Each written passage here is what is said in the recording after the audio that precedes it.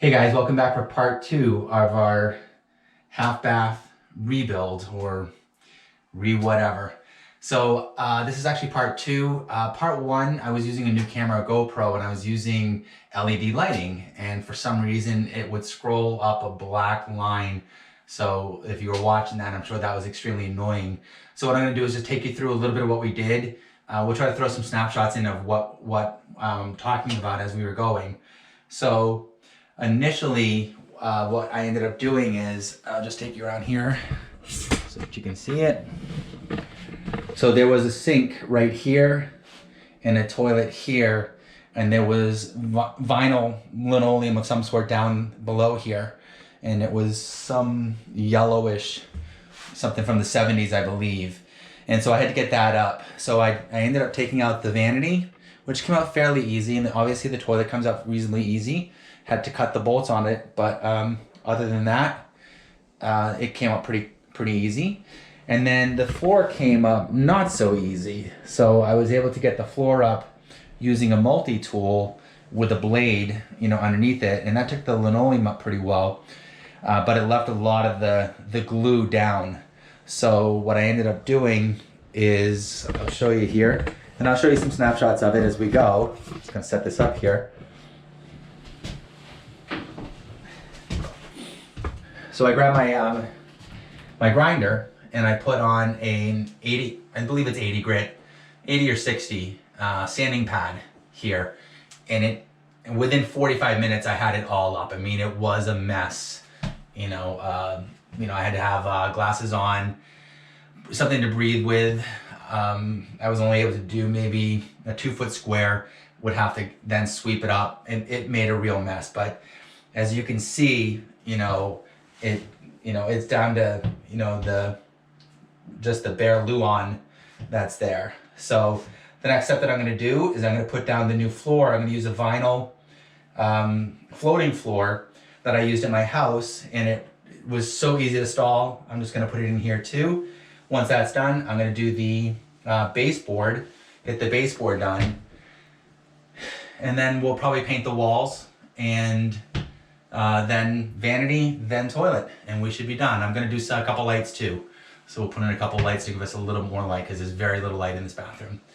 So I will take you along for the journey. See you in a bit. All right, so I've changed my mind for the first thing I want to do. I'm actually going to put some lighting in here. That way I can see better and you guys can see better. So I'm going to use one of these new LED. This one's 100 watt. All right, and it's pretty thin here, so it will go just about anywhere. This ceiling is strapped, so even if it wasn't, this is no thicker than the sheetrock is. So even if it wasn't strapped and I ran across a joist, I would still be able to use this. So what I'm going to do is, I've already made my mark. So from here to this wall, I want to center it here. So this is that mark, and I'm not going to center it between here and here because it puts me too far back. So I'm going to put it just about here because the toilet is just below it. So I don't want it behind the toilet. So another thing is I see online a lot, people are complaining about those lights because they're 6-inch lights, and they'll buy a 6-inch hole saw. Problem with it is it's a 6-inch light, but you can't cut a 6 3/8 hole out. So this hole saw is made by Klein, which is a tool company, and they specialize in electrical tools. And so this is a pretty standard hole saw for cutting holes out for recessed lighting. And you can see, I think maybe you can see right there, we'll see, those are the numbers that are on it. So if you're doing this, you want to be real careful because there could be wires running. So you just want to barely break the sheetrock. So I'm going to put my drill here, get it going. Another trick is, if you have a chuck on your drill, set it, so that, that way if it gets caught, it doesn't rip the drill out of your hand. What you do is you get the drill spinning real fast, so it's like a flywheel and it will keep itself going. And if it gets caught, once again, it's not going to drag the thing out of your hand. So I'm going to put it on my mark, which is right here.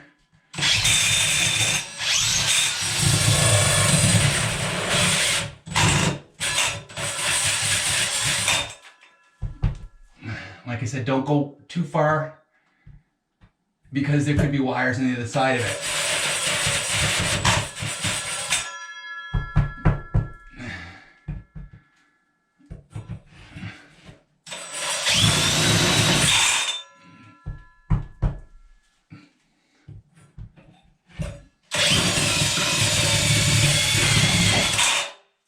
Okay, so now it's out, it's clear, and there's actually,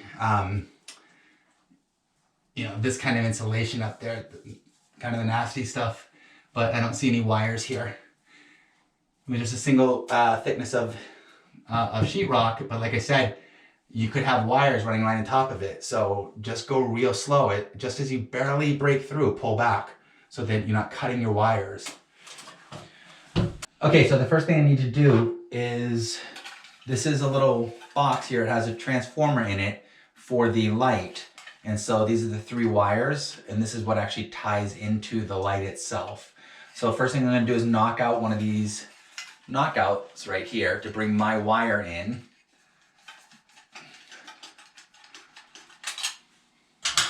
Knocked out. This is what's called a Romex connector. It's called a Romex connector because the wire that we're using is Romex wire. And the wire that's in this building right now for this fixture, because I'm actually going to tie it into the fixture that's already in here. So when you bring it on, the fan will come on and these 2 lights will come on. I'm going to remove the bulb or I'm actually not going to put the bulb back in to the fan unit because it just doesn't provide very much light. And these 2 are going to provide plenty of light. So the wire that's in here already is 14 gauge. So that's what I'm going to be using, is a 14 gauge piece of Romex. All right, I have enough here to run to the next light. From that light, I'm going to run into the fan light. So I actually have access to the attic. There's a hatch right around the corner here. So first thing I'll do, strip back about 4 inches. If you've seen some of my other videos, just remember, we're not cutting this. I'm just going to grab it and pull it. It actually rips. So I'm just barely putting any pressure. I'm going to put my thumb behind here, create a little loop here, and just pull. And it will rip right off.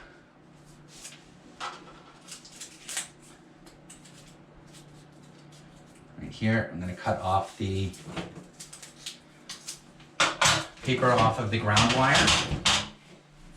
Same thing, I'm going to cut my black and my white. So I'm going to cut about 1/2 inch. When I say cut, remember, I'm not cutting, I'm actually just tearing. So you apply a small amount of pressure, just enough to grab the outer sheathing and just pull at it, and it just pulls off very easy. So if you're struggling with it, it's because you're squeezing too hard on your pliers. Right? From here, I'm going to put this into the Romex connector. So it goes in this way. All right? So this right here goes in this side, and we'll tighten down the screw here. To grab my screwdriver.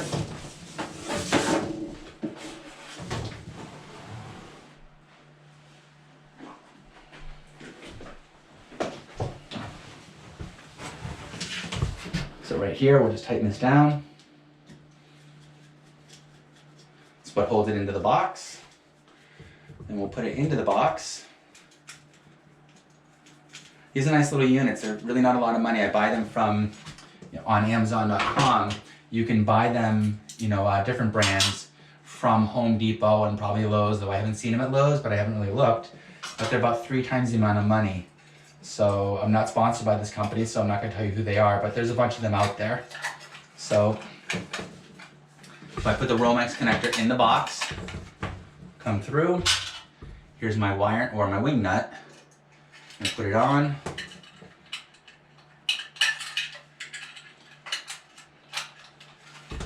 Just twist it on until it's nice and tight. Yeah, man.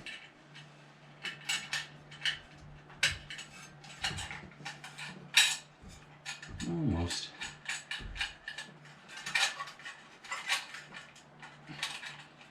These usually go really easy, but this one's fighting me. Almost had it.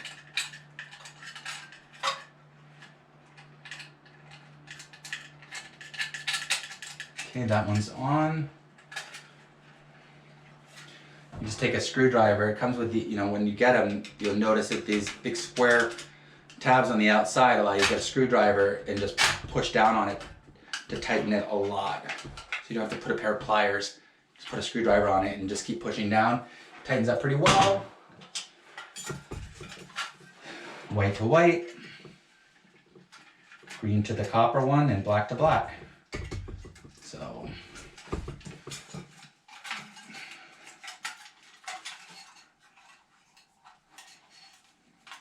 they come with wire nuts, these little orange ones, which is enough to do pretty much one wire plus their wire.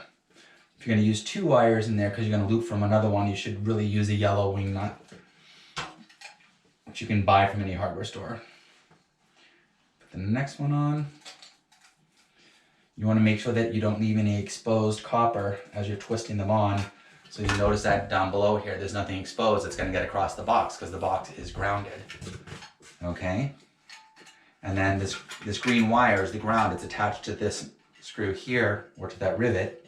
We'll put this on, and that way it's the light is grounded and the box is grounded.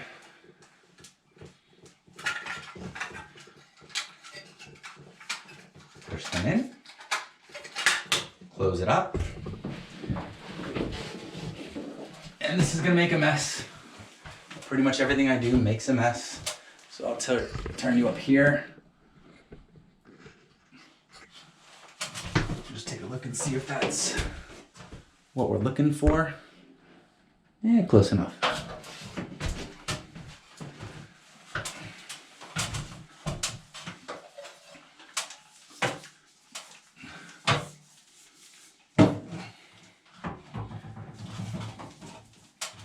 That's gonna be more than enough there, so I don't have to shove all that out. I'm gonna just take this and just shove it straight up.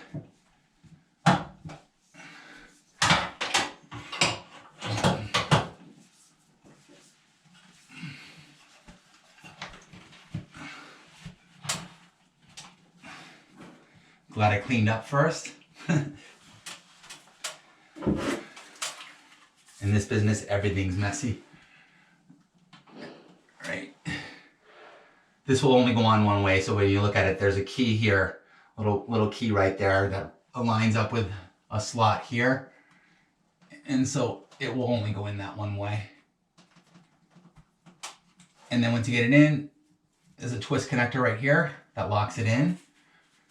And then these 2 little blue ears, you just push them up.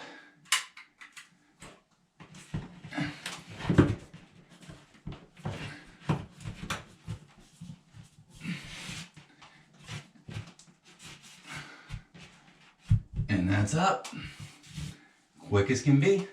I'm gonna do the next one and I'll bring you back in when I get them done. So guys, I finished the lighting in here. So this was the first one that we cut in. I cut this one in next. I wired from here to here, and then from here into here. All right, so here there's 2 pieces of Romex, whites to whites, blacks to blacks. All right, and then here, same thing, there's just 1 wire coming in here that came from the switch. So the exact same thing, whites to whites, blacks to blacks. I put 1 ground on. I did use a green wing nut or nut to tie it together, and then it is grounded back to the post here. So I won't be reusing the light here, but I will be using the fans. We'll get this all cleaned out here before we put it all back together, and we're gonna get started on the flooring. Okay guys, so I'm starting to lay the flooring down in here, and I'm gonna run the flooring in that direction. So you can see I have run the first piece. I did an initial, sorry, once again, the dust is pretty bad in here. Hold on a second. I did an initial measurement, and the room is 68 inches. So these boards are 6 inches a piece. So that means I'm gonna run, at least, 12 rows. So what I did is I needed to take off 2 inches off of this board. So this board will be 4 inches on this side, And on the very back side over here, which is where the door is gonna be, it'll be 4 inches or roughly 4 inches in that direction. If not, I would have just had a 2.5 inch piece down there, and that's just not enough. You know, eventually that will pull away. So that I think the manufacturer recommends at least 4 inches. So something along those lines. I'm not positive, but I know it's more than 2.5 inches. So this is actually a pretty easy job. I'm not sure if you've ever seen this before. So this is the tool that we use to cut it with. All right, and once again, this is not what I do for a living. I bought this. It's about $100. You can buy some cheaper and some more expensive. This one, you know, allows you just to not have to leave the room to use a chop saw.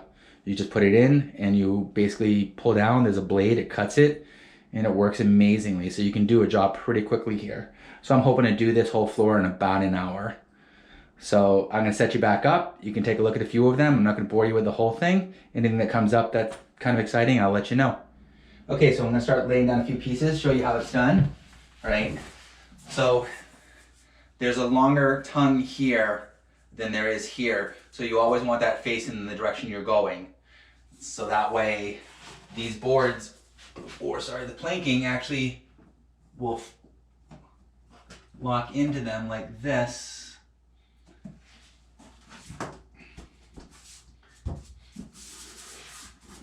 And you can just push down on them and they interlock. If you get it backwards, it just doesn't work because you'd have to come underneath to do it. So long side out. If you're unsure, just lock 2 pieces in and see how they work.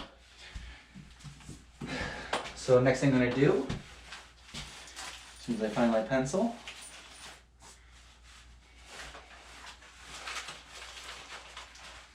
well, I did have it a second ago. Right there, is I'm gonna cut a board here. So what you do is you just turn it around backwards. So this is the side that you wanna cut. The problem with it is if you mark it here and you cut it here, you actually need this end to lock in. So what you do is you just turn it around opposite side. I'm gonna put it here, come out about a little less than 1/4 of an inch. This is a free floating floor, so you don't want to get it up against anything because it will expand and contract. So this flooring was put in here about a day and a half ago, which they recommend a day or 2, something like that, so that it acclimates to the humidity and the temperature here. So I'm going to mark it right about where it needs to go. I have my mark on it. Hopefully you can see this. I'm going to put this in here. Get the blade down to about where that mark is. It's right about there. Square it with this, which is square. Push it, and that's cut.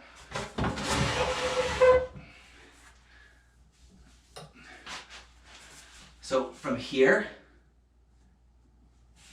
you interlock the side first here, not here, and then you can just lift it.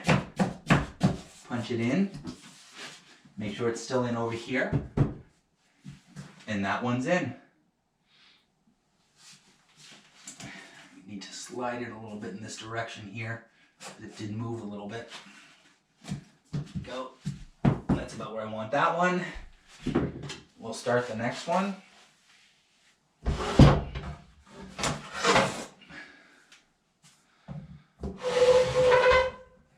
So you need to stagger your joints here, right? So the piece I cut off is the next piece I'm going to use.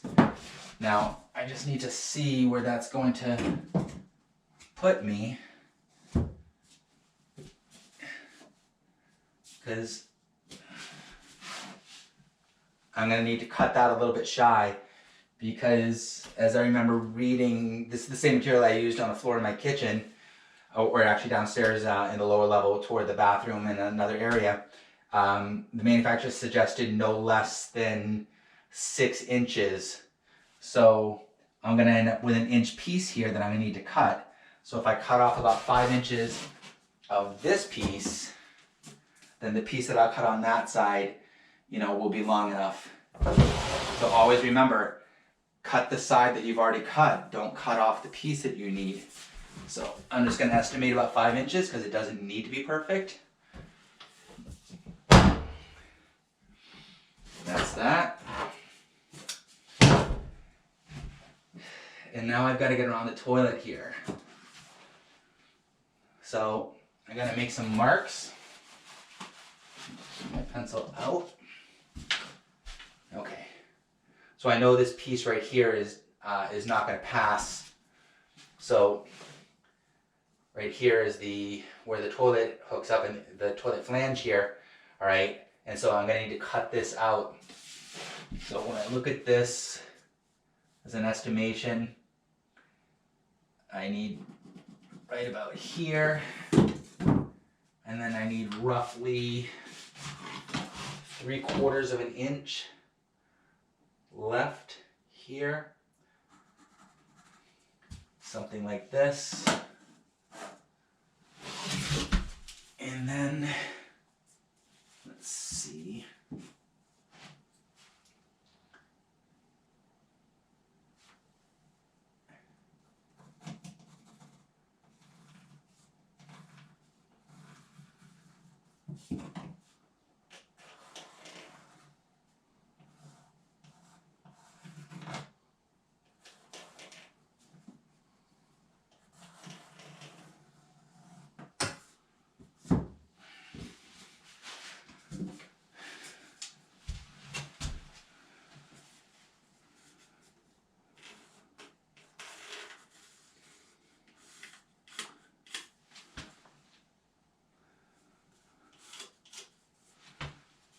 So I got about 20 marks here I've made. So I'm going to follow this one right here. And unfortunately, my scroll saw is at home. I forgot that. So I'm going to try my Sawzall. We'll see how this cuts.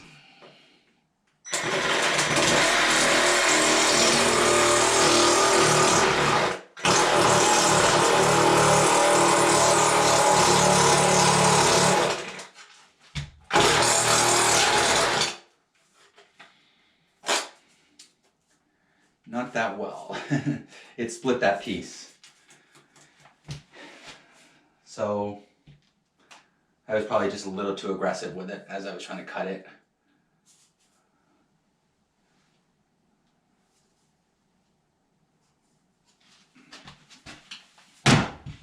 So I will try it again. I'll bring you back when I get it cut. Okay, so second time was the charm there. Right, I know it seems like it's a long ways away, but that's it there. So all I did is I just made the piece a little bit longer than what the last one was, and then I actually used the orange hole saw. That's a 6 3/8, and it was needed to be another, I don't know, 1/4 inch all the way around. So I drew a circle around the piece, and then added a 1/4 inch all the way around, and then I just cut it slower with the Sawzall. So if you don't own a Sawzall, that's a Sawzall, and you gotta get one. Just cuts about anything. You gotta cut your exhaust off your car, got a Sawzall. Can't beat it. So I'm gonna put you down and lay the next piece down.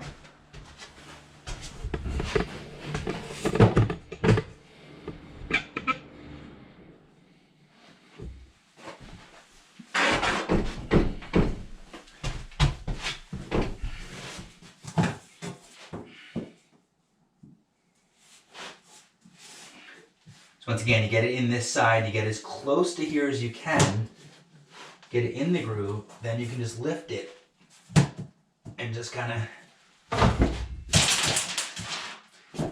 hit it with your hand. Yeah, that was my bracelet, it broke.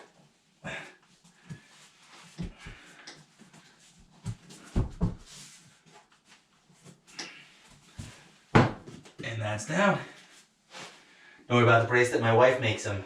So, okay, so I just cut this piece here, which is the second piece to the flange for the toilet. And you can see, you know, it ain't perfect, but, you know, I'm only off maybe a 1/2 inch. And I know that the toilet is easily going to cover that.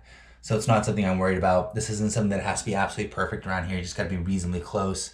So Toilet should cover that with no issues whatsoever. So I'm on my 4th row here. Out of 12, I've been at it about 20 minutes. So I'm hoping to finish within about an hour.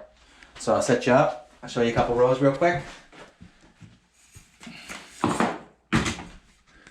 Go.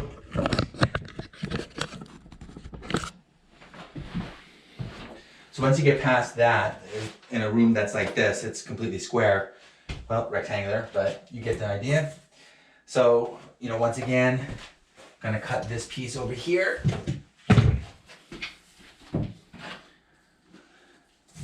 So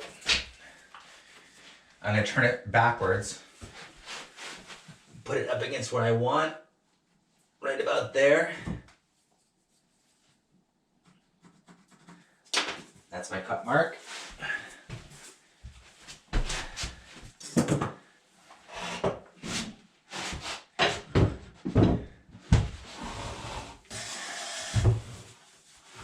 Just put this out here, line it up with a blade.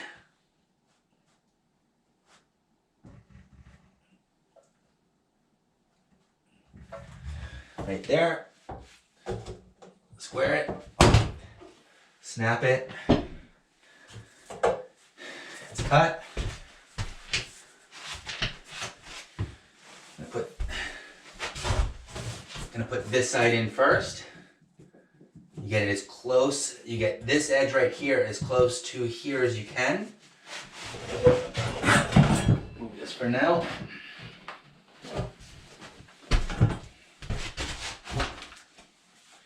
And just then lift up a little bit, push it. It's in. Make sure that your other end down here stayed in, because for some reason they always want to come out. Ooh. I have a nail here. I need to get out. Nail from my trim boards.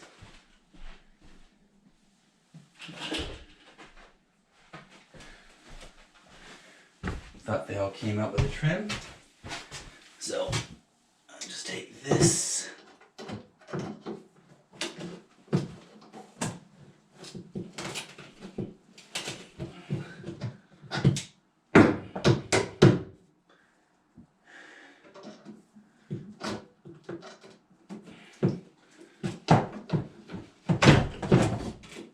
That piece doesn't need to be there.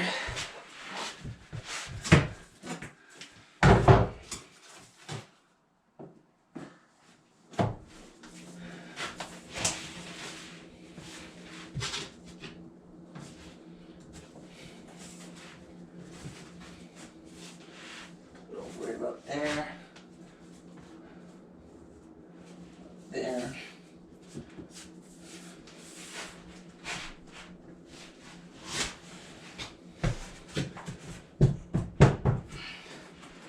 Drop it in, it should just drop straight down. Close to it. Grab your next piece. So I'm gonna see if this piece is too short. I'm feeling it probably is.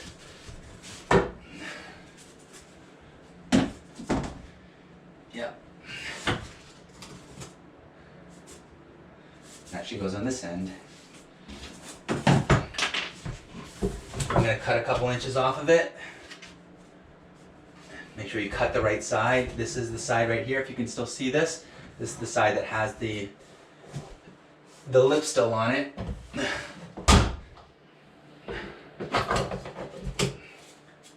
Cut that a little bit shorter. That way, once again, when I get to the other end, this other end, I don't have a little 1-inch piece. We want 5 or 6 inches over there. Turn that around. Close as you can get it. Bring it up. Push it in. It's in. See if we have a scrap piece. I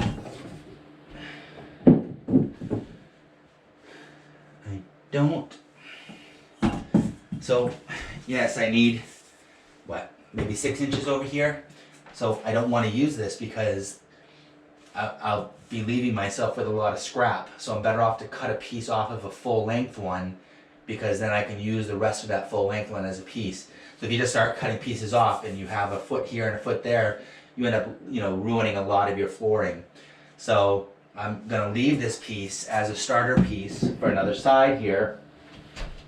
Take a full piece, turn it backwards.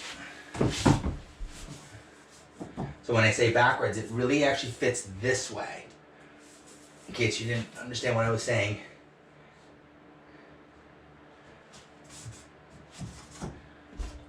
I can see it needs to get cut right here. Let's again put it in here, line it up.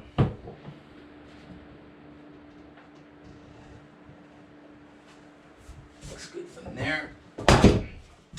It's cut. Can't beat this tool. I've done many floors using a chop saw, and you're in and out of wherever you're at. So for $100, $129, whatever it was, it's quick. You can do a floor in nearly no time. So get that under, right up against it, pick it up, a little bit of tap, come back, make sure the rest of this is in, and drop it down. So the trim that I'm going to be using is this trim. And assuming you can still see this, I just want to make sure that when I put the trim up, that it covers this. So this trim's obviously going to be running along the wall here. So I'm leaving about 1/4 inch out, which is about what's recommended. So 1/4 inch all the way around gives your floor the ability to move, which they do move. And if you don't give them the ability to move, that's when they start to pop apart. So if you find that you have gaps in your floor, or it's curling up, you can get that. These floors are, if you have, a window, in the summertime, it's, blazing hot and it's heating up a certain area. The rest of the floor is cold, but it's heating up where the window is. That area wants to expand, and that's what you get. So leave yourself 1/4 inch all the way around, and you should have enough. So this is the cut side. It's gonna go over here. But I think I'm gonna save it because I already have a shortcut here, and I don't want 2 shortcuts in a row. Just for aesthetics, I don't think it matters in the integrity of the floor. But I'm gonna take a slightly longer board that I just cut.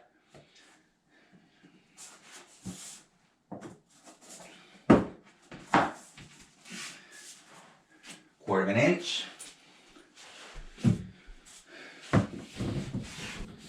Turn around backwards. The nice thing is that when I cut it, this piece will go somewhere because it's long enough. Put it right here. Right there. Assuming that you can see this.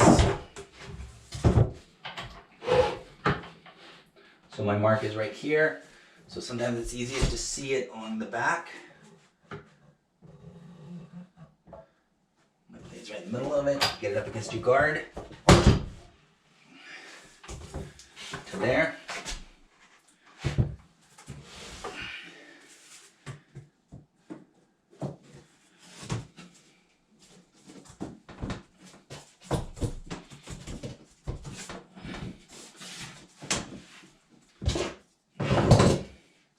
What you can do is you can take another piece like this. This is the edge, so where I can get it in there. So that'll pound it in a little bit.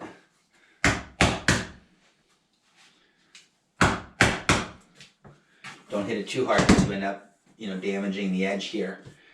And then the next piece won't lock in. So sometimes they just don't want to lock. You can persuade them though. Okay, so I'm going to do a few more rows, and I'll bring you back when I get toward the end. GoPro stop. Okay, bringing you back to showing you what we're doing here. So you can see this is where the vanity is going to go in. And I believe I'm going to have exactly enough plank to do this floor. So I'm not worried about doing the whole vanity. I just want the vanity to sit on top of it because it's just easier than trying to trim around it. So you'll see that, you know, once again, I'm not going to fill all that area in. I have, I believe, exactly enough as long as I don't make a mistake. So what we're looking at so far, you can see, is that. Here's the entrance.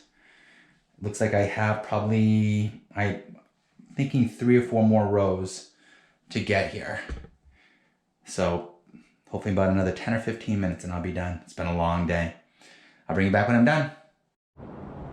Hey guys, welcome back to day 2 of our bathroom project. So I'm gonna start first of all by just taking care of the vanity, getting it ready to go back in. So if you watched part 1, you remember there was actually a full backing here. And so there were two holes cut in the back of this, but here these new vanities almost always come with an open back, so that's no issue. So I went ahead and measured for the hole over here because my drain comes in on this side. So I've made a mark down here. I'm gonna use a 4-inch hole saw. That way I have plenty of room because it was pretty hard to get, you know, it to slide out. So I'm gonna go here. Once again, what I find when I'm using a big hole saw like this is I'm best to allow the saw to do the work. In other words, get it up to a really high speed so that the weight of the saw keeps it going around, and if it catches anything, you know,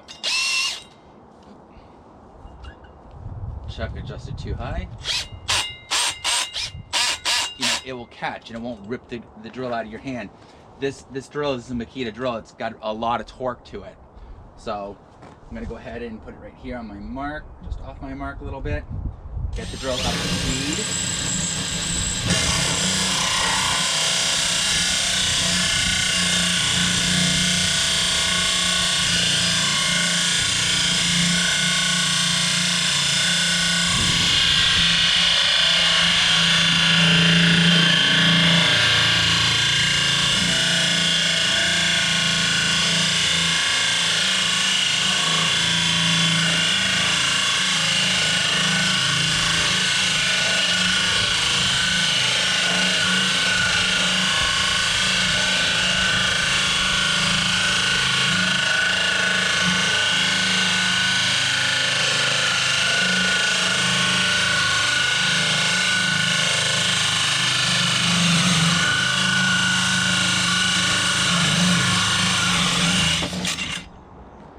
And there we go.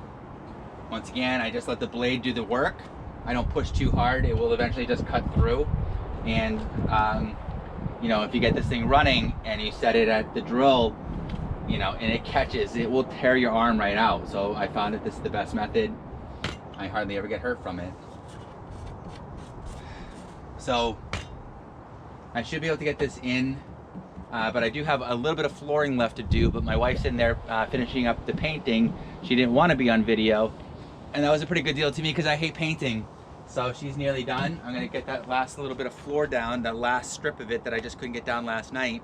I was just too late at night. We're in a residential neighborhood here, and I have all my saws here. And it would have just been really late at night to be cutting, and I'm pretty sure I would have had the police here. So I'll get you set up to show you how that last piece of wood goes in on the floor.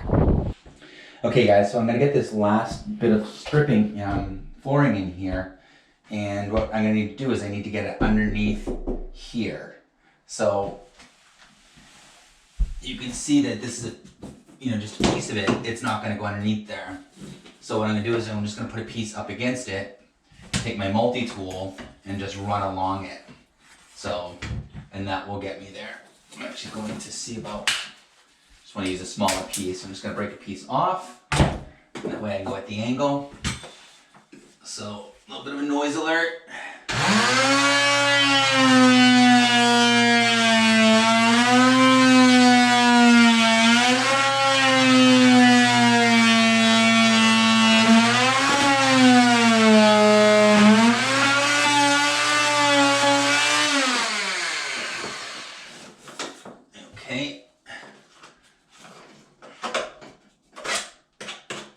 takes that out. This should slide underneath there perfectly. Gonna do the other door, or the other side actually.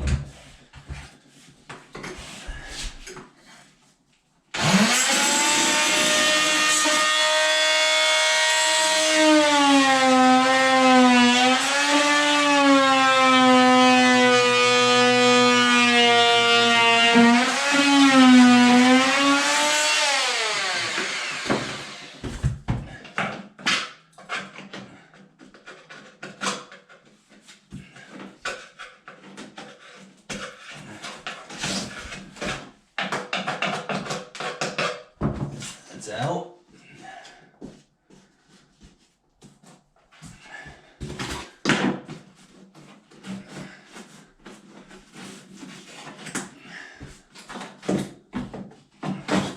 Get it all cleaned out. Okay, and that goes underneath there. So the best way that I found to get this piece in is to cut a piece that's long enough to go between the doors, or sorry, between the two sides of the door. So this is basically just about that. So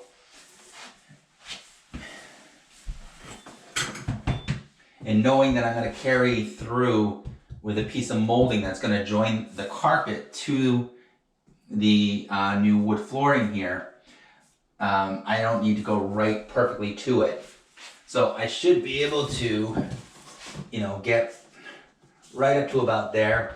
This area is going to have a joiner, so you won't see it. So first thing I'm going to do is just take a measurement. To me, the best way to measure this is to get it where you want it.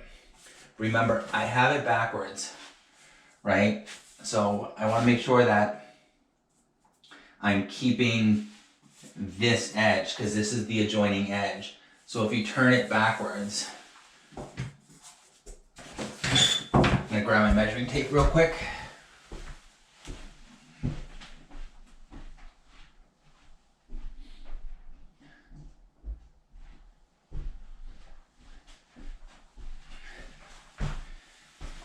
I think actually on this one, I'm just gonna measure it, just in case I'm off a little bit on one side or the other.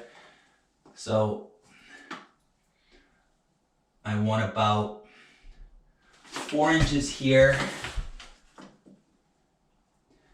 and same thing here. So what I'm gonna do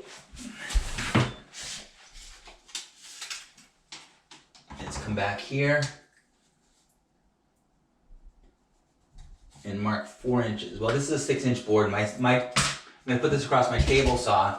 So my table saw has a fence anyways that I can run this across. So I'll just take 2 inches off of it.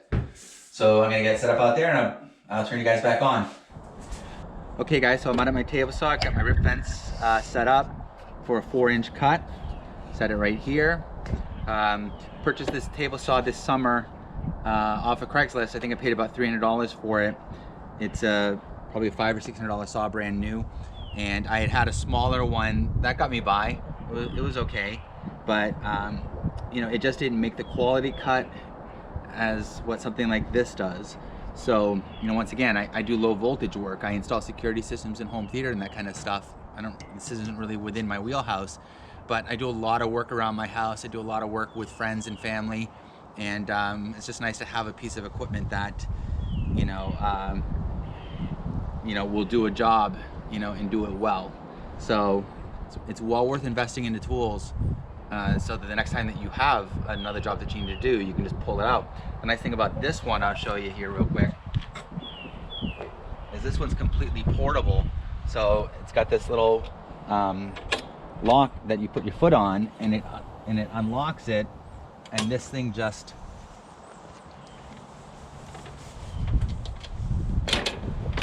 folds up. It's got a set of wheels. You take it wherever you want to go. You just really can't beat it. I mean, it's a pretty heavy saw otherwise. So and it sets up just as easily. So this is really what I wanted. I got tired of lugging the other saw around and having to put it on top of a workbench. So, okay. So once again, I'm gonna go 4 inches here I'm actually gonna go a little more than 4 because I need to, this is about a 1/16 of an inch here of the lip that goes underneath. So I'm gonna go ahead and set that to make sure that I take that into account.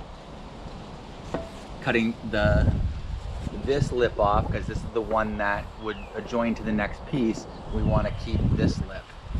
So.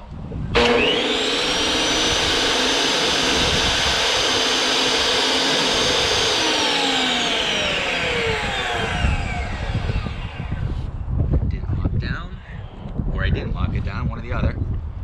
Right there. Lock it. It's in place.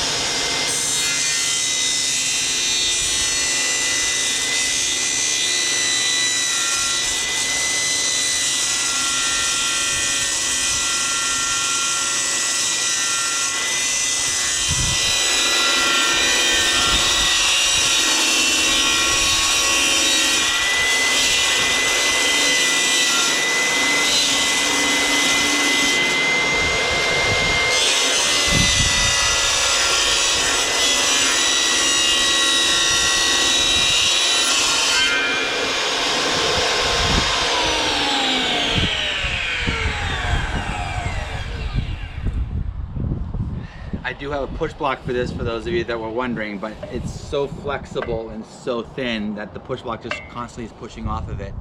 So, but if you're careful, you'll be fine. Okay, so this is our piece right here, all right? And what I'm gonna do is I'm gonna set it in about where I want it, and you gotta leave it, you know, so that, you know, it will push underneath here, but it's still gonna give you the lip here. Obviously you can't bend this up to get it in, right? So you kind of have to force it in. So I'm good on this side. I want to make sure that here, once I get it in, that my molding is going to cover here. So they sell some different tools here.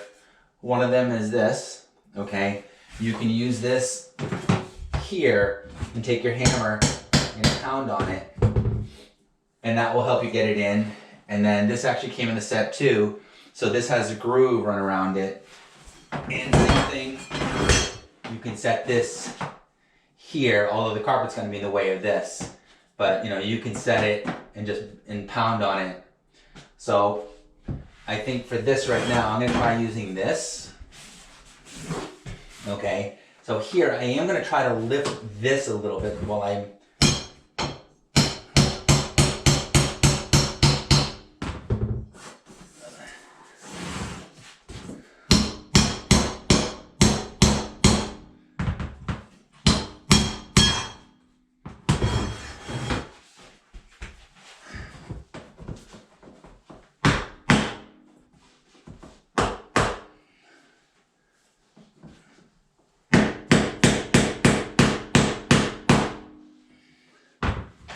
close. So this side's completely in. This side wants to fight me a little bit. So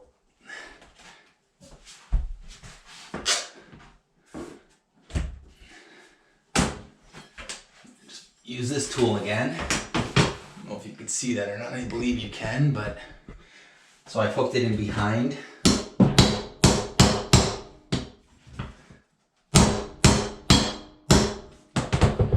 Started to move its way in. Okay.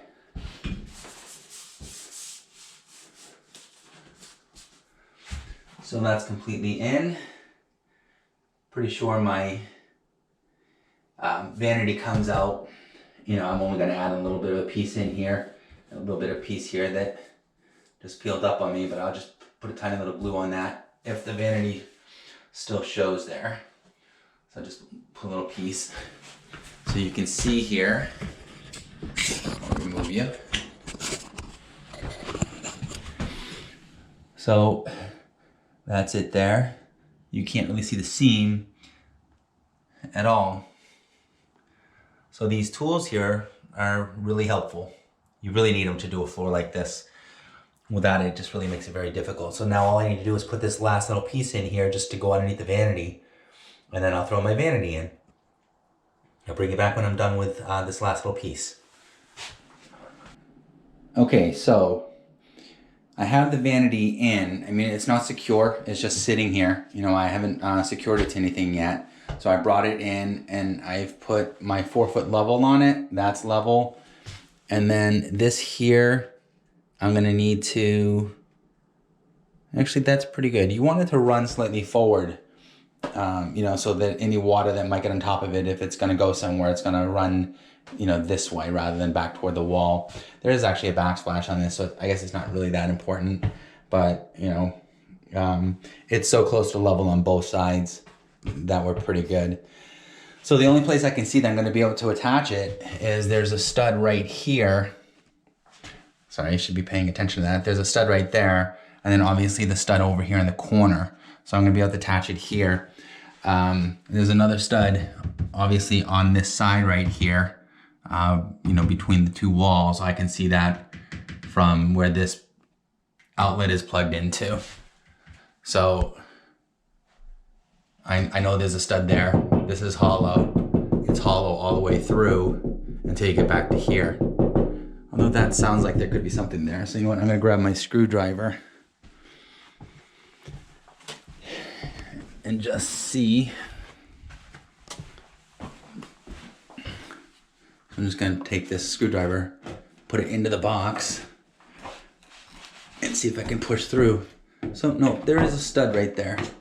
So I have a stud right here on this side and nothing here. So that's great. So I can actually put a screw in down here and then one down there to secure this side too.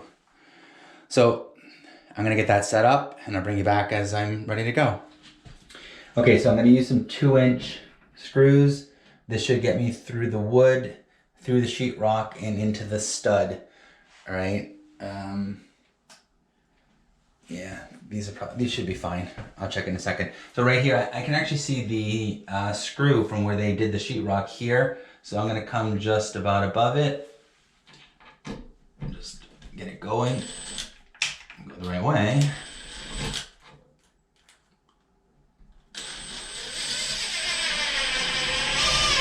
So right there, I can tell I'm in. That's good. And that's just not gonna go anywhere. So I'm gonna use a 2-inch screw with a washer on it just for a little extra hold.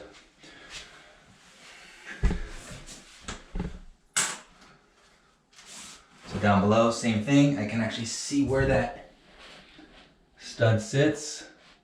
Sits right about here.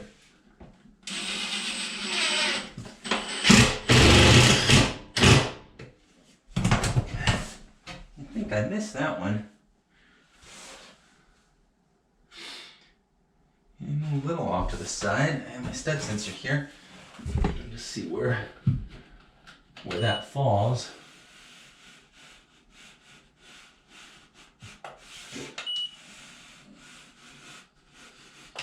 Come on. Make sure I have it on the right setting.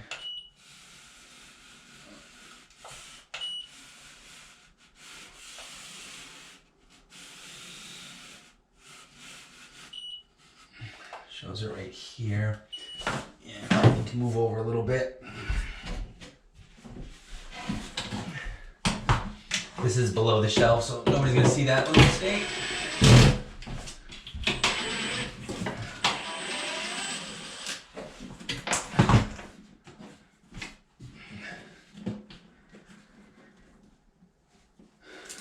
I can even go a little bit lower and make sure that I tie into, if I don't tie into that, I will tie into the wall stud, in the bottom, the plate.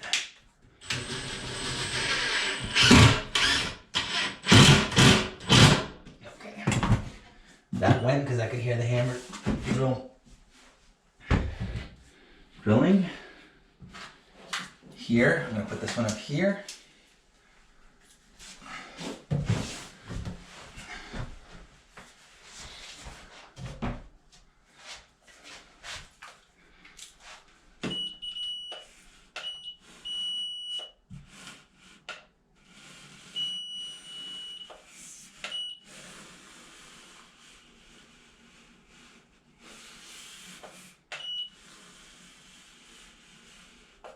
Come on.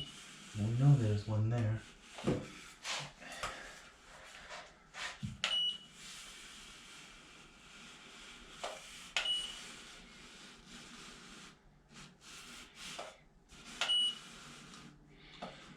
We know there's one right there. This is acting up a little bit. What I'm going to do is just grab my measuring tape.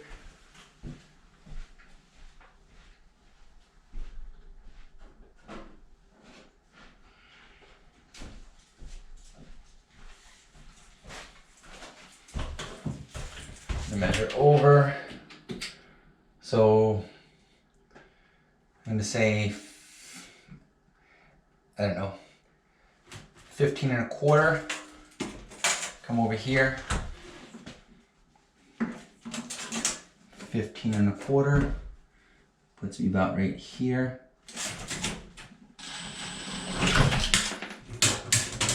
That was bound to happen.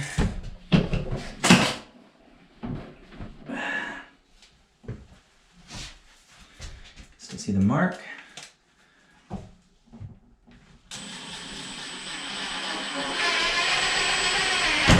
Right there. And that pulled it right in. It's not going anywhere. And I'll do one more down a little bit lower.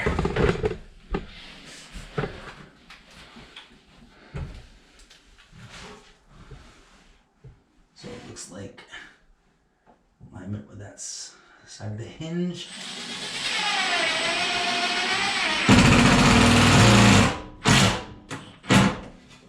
And that pulled it in. So now that's not going anywhere. So the next thing to do is set up the top to go on. And you set your faucet in first, get your hoses all attached to it. Then you put some caulking around it and you just set it down and let the caulking do the work. So with the type of material that it is, there's no screwing into it. So you basically are gluing it down. So I'll take you through that process. All right guys, so this is what we're gonna do next. We're gonna put, this is basically the drain. All right, we're gonna put that in. This drain, when I purchased it because I don't have to hook up the piece back here. This is just push it's closed, push it's open, all right? This being a commercial building, we don't really, do that all that often. People just wash their hands in the sink. So here's the faucet, all right? This will just drop in here nice and easy. And what happens is you'll end up just putting these two nuts underneath it, right? And then I bought these shark bite hoses. So this will attach underneath and this will actually go down to the plumbing down below, the pipes. And the nice thing about it, it's so easy. All you have to do is just push. You push them and then you push them about another 1/8 of an inch or so and they'll click in and then that's it. There's no soldering. There's no worrying about having to twist a nut to get it on there, hoping that it, that you get it sealed. These, once you get them on, they seal real great. This company is pretty good. So I know that likely, my on-off valve is not gonna leak. So these are about $15 a piece. So between what this fitting would have cost me and what the hose is, I'm probably breaking even. And once again, it's just so easy to do. So what I'm gonna do is I'm gonna go ahead and just get these out on the back.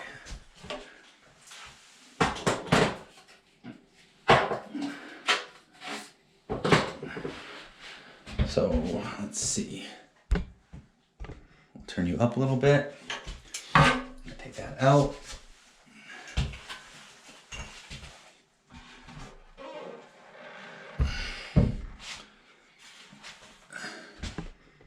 Make sure you can see.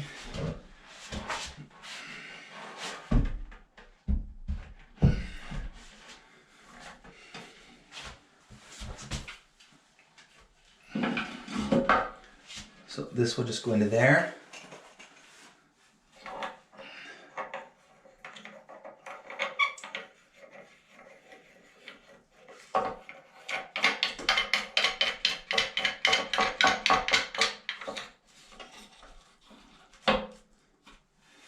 hand tighten them for now, which is pretty much all you want to do is just hand tighten them. You don't want to bear down on them too much.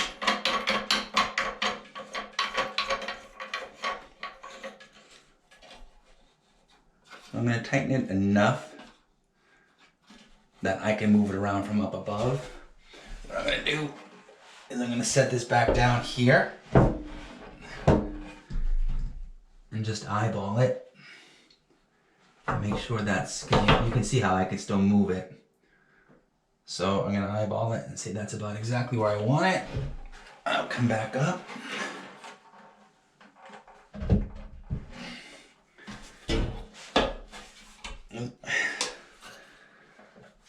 Take move. That looks good there.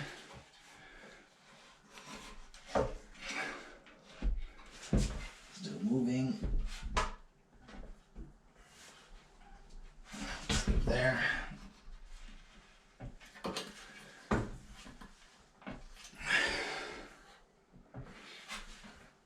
And those are in there pretty tight.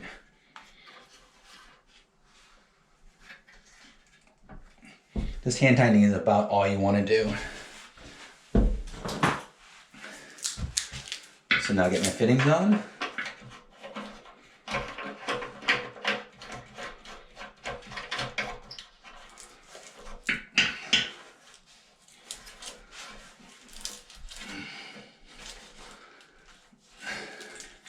So I made sure, I don't know if you can see this here, but I made sure that this is facing toward the back so that will just easily clip on, right? These are pretty much just hand tighten also.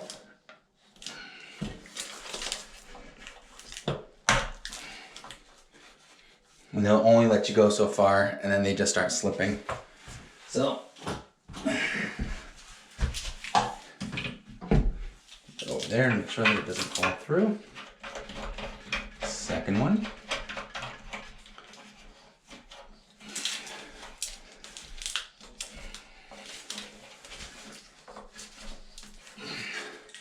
Same thing, trying to get it so it's pointing to the back. And that feels good. All right, so the next thing I'm gonna do is I'm gonna lay some caulking down around the top and set this baby in.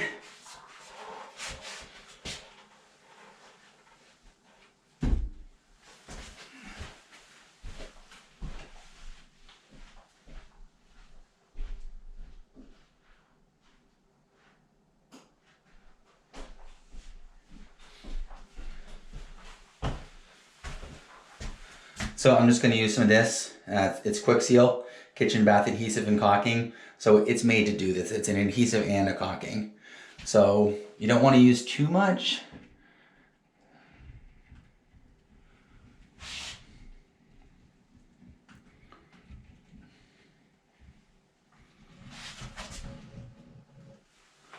Come from this side.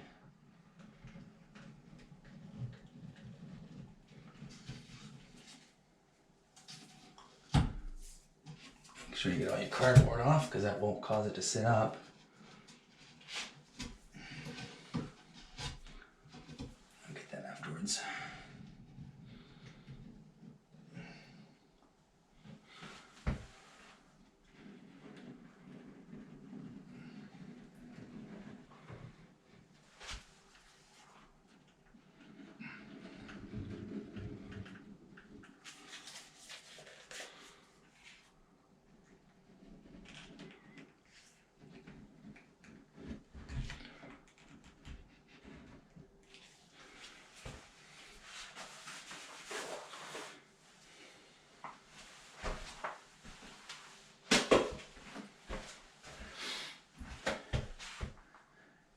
Okay, I'm going to get this up and press it down.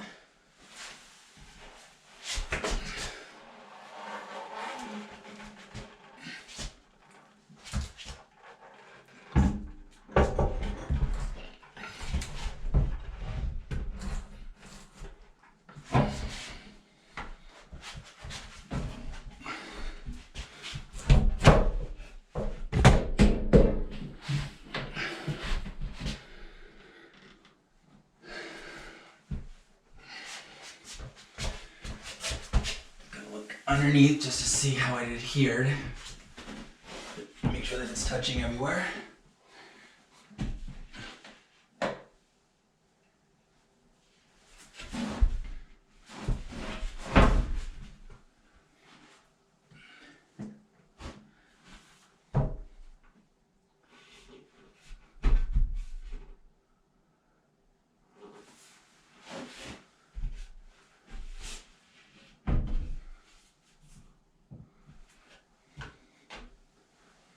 So that seems good. Looks like it's touching pretty much all the way around where we want it to.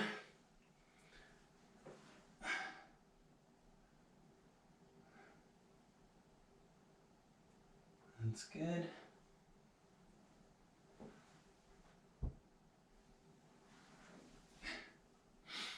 Yeah, that should be fine.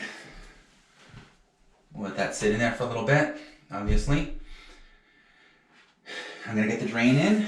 So, drain comes in a couple pieces. This is it here, so it has this rubber gasket right here, so you want. Okay guys, sorry about that, my camera battery ran out, so I just changed it. Oh, that's not dry, so I should not be leaning against it. Right there. It just needs to set up. So I'm going to go ahead and once again put this in. So as I was explaining, there's a little rubber gasket right there that we want to put in or leave in there. Put that there. This one is going to come underneath. You want it to go upward like this so that this presses it in and causes it to squeeze in. So I'm going to do that now.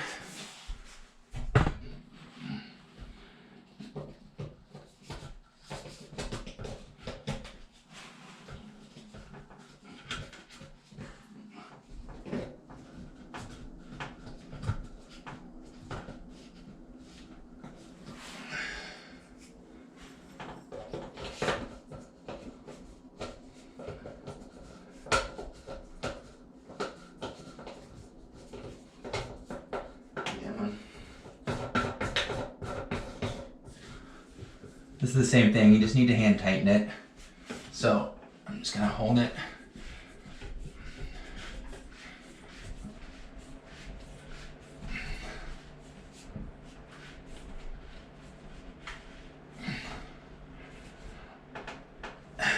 Okay, and that's pretty well in there. We'll check it afterwards and make sure that it's,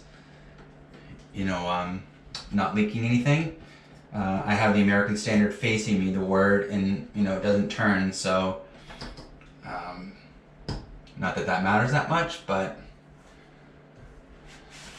great. So the next thing that we're going to do is I will bring you down here and show you, although I'll grab a light.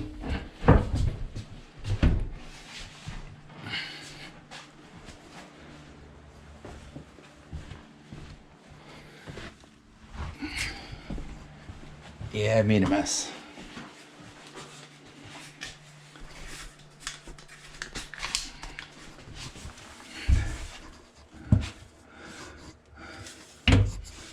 So once again, these right here are the shark bite, and you just push them on and then they snap a little bit further right there. So that was on. So sorry if I didn't get the camera exactly there. Make sure I show you this one. You push it in and you get it in, you're like, that's it, it's not. You gotta push it one more time and it goes at least another 1/4 of an inch, maybe 1/2 an inch. Something along those lines.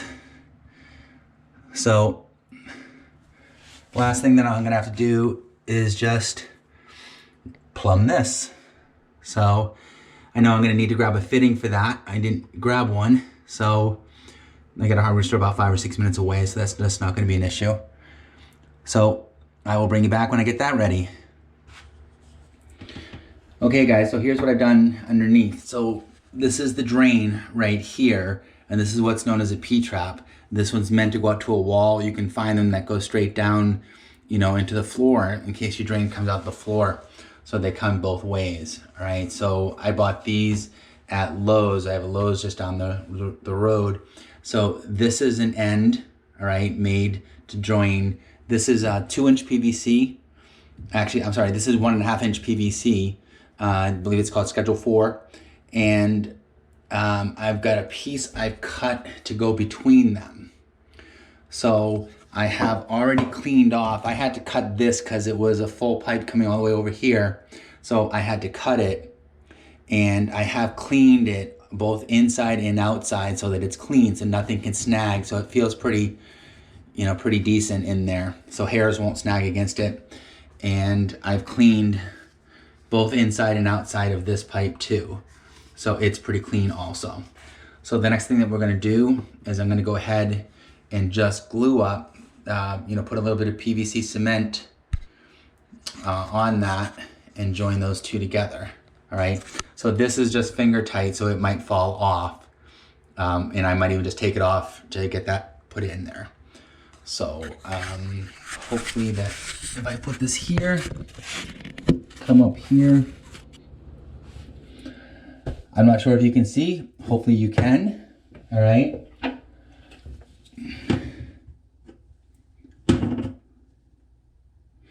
So there's two kinds of cement we're gonna use. Well, actually not two kinds. This is the purple primer, this gets it ready, and this is actually the cement. So you put this on first, it cleans it. And then you put this on, and this is actually what cements it. So I am gonna loosen this and take this off. So I'm gonna do this in here because I'm below what's gonna be the shelf here. So if I make a mess, it's not that big a deal. So I'm gonna go ahead and apply some of the purple primer.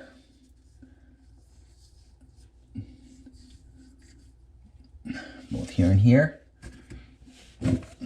In here to get it clean and ready.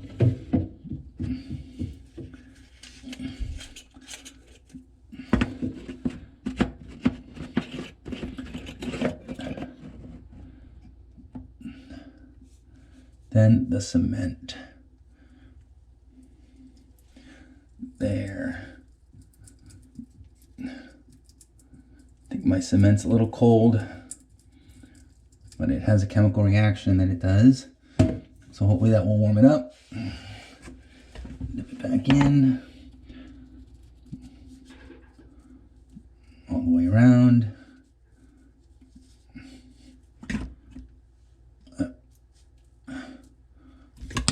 All the way around. Put that in. Give it a little bit of a twist. Actually, I need to take this off because I didn't do that side. Do that too, clean it.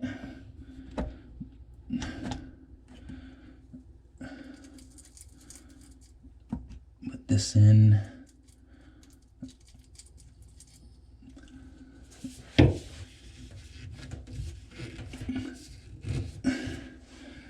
That feels pretty tight. Get this on. That feels pretty tight.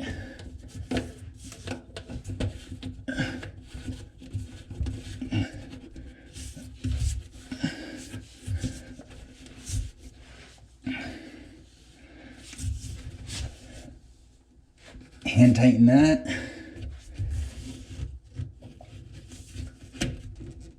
Hand tighten that. That looks good.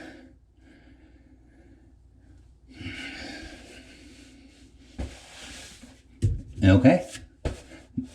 So my plumbing is now done.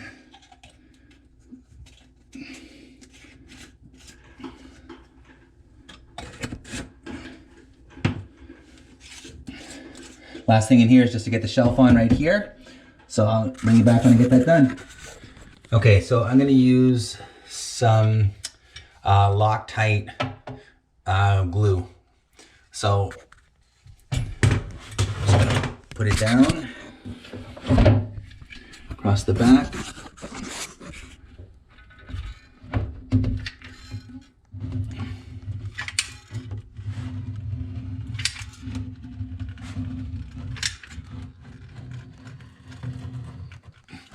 It's probably way more than enough. Right here. This stuff does not need a lot.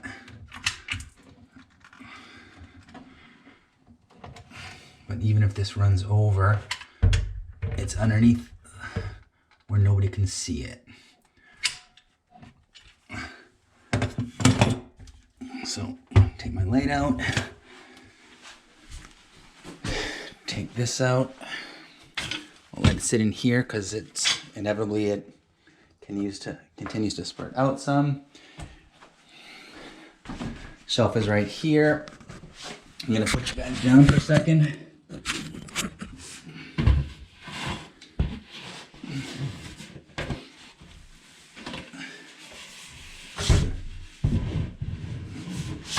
The shelf has a dress side, so you want to make sure you get that side facing you. So that's this right here. The other side, you can see the particle wood.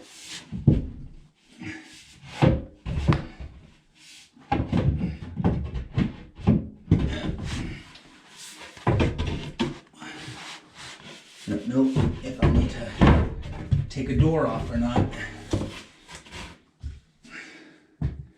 because the hinges are in the way.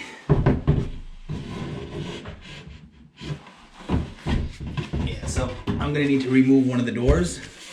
My screw gun's still in here.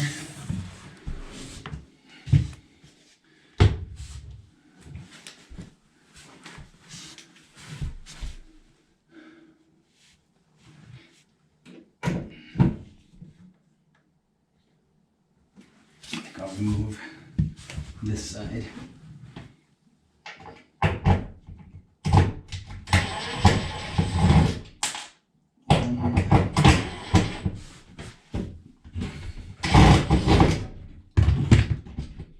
Two.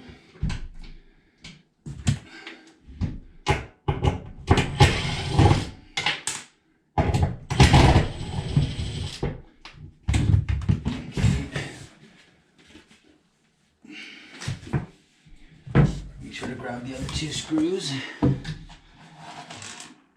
That fell.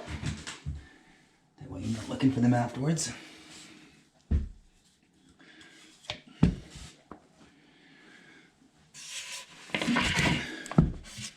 The shelf comes with two sides to it. It comes a white side and a wood side. I want the white side up. Though the inside is wood, so you could certainly do the top as wood also.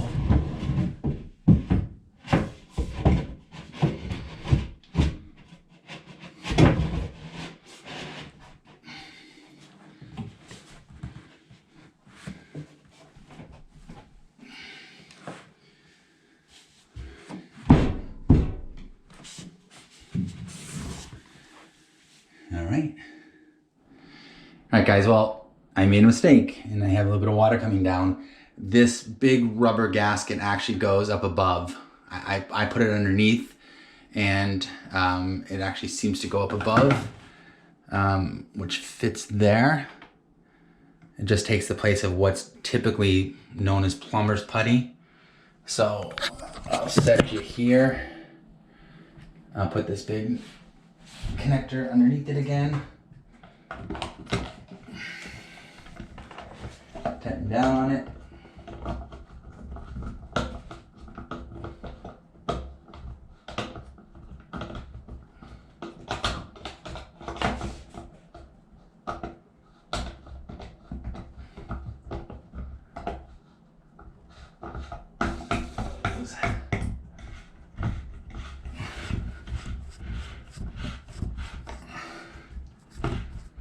Just gonna,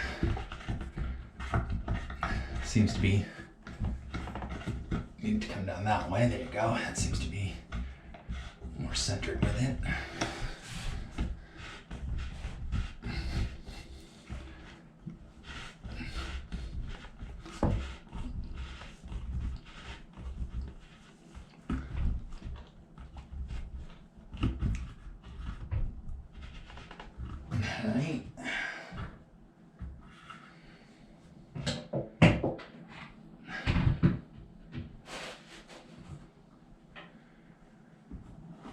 reconnect down here, wherever this stuff went. There it is right there. So I'm just gonna reconnect this.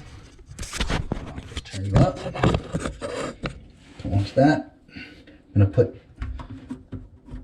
this back on in the right direction. Actually,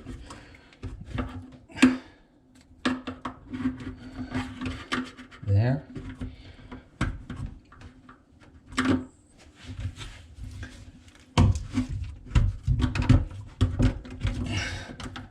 Pull that up.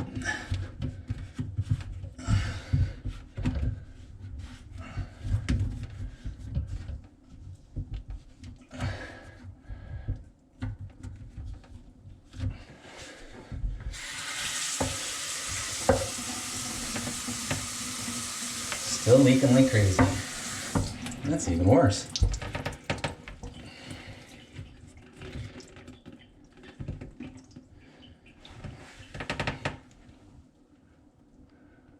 All right, guys, I'm gonna figure this out and I'll bring you back. All right, so the next phase of the project is to do the molding around the outside here, the trim work.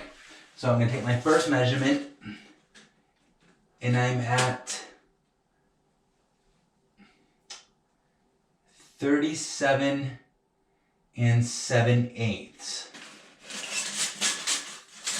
So gonna go cut that on my saw. I'll bring you back when I'm out there. All right, guys, so I'm getting ready to cut my first piece. So this piece is about 39 inches long, and I needed 37 7/8. So typically what I do ahead of time is this trim that I buy, it's already primed, you know, so it comes primed on the side that you're gonna use.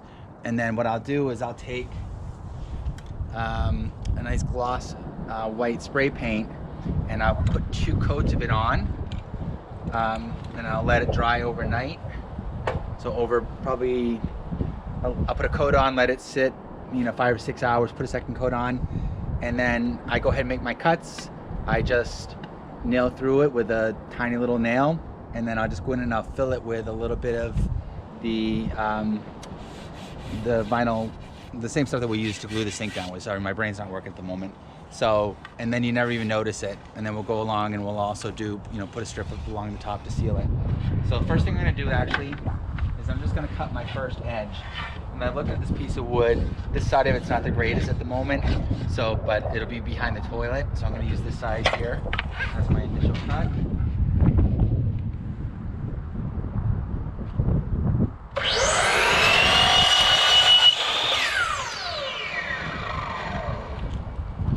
So that'll make my corner. And then down here,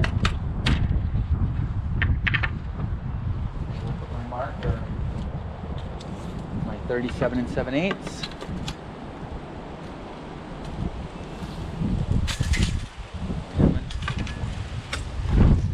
Sorry, it's pretty windy out.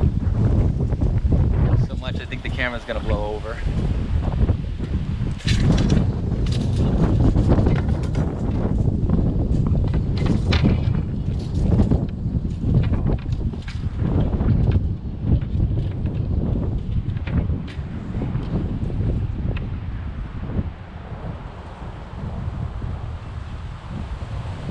So I'm gonna leave it a little long because I'd rather cut twice.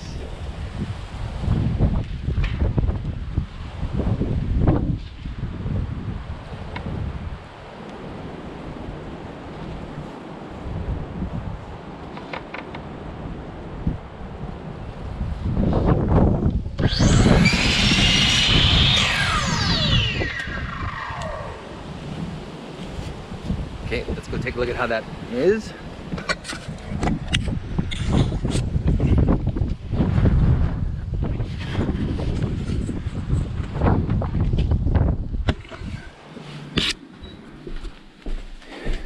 Yeah, it's quite a mess in here, but it will get cleaned up.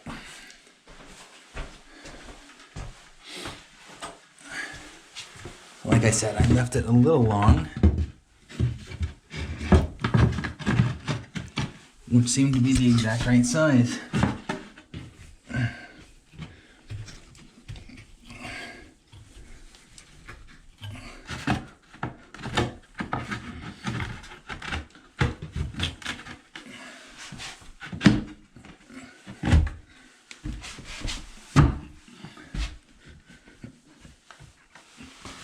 Now I do need to take a little bit off of it because there is a bow right here that I'm just not gonna be able to get rid of. So I'm just gonna go back out and shave a little bit off.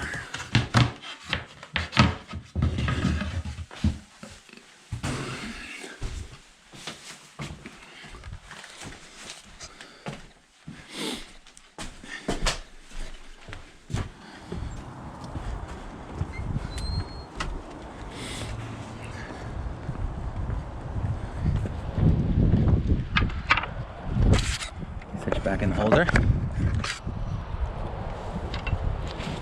So to shave a bit off, drop your blade,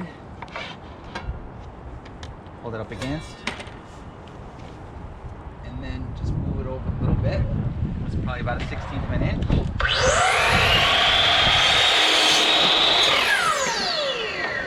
And cut it again. Go back in.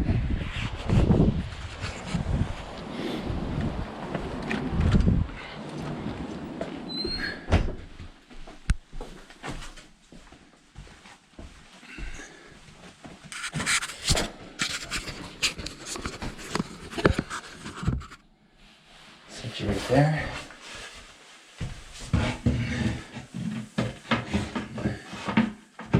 That feels a lot better.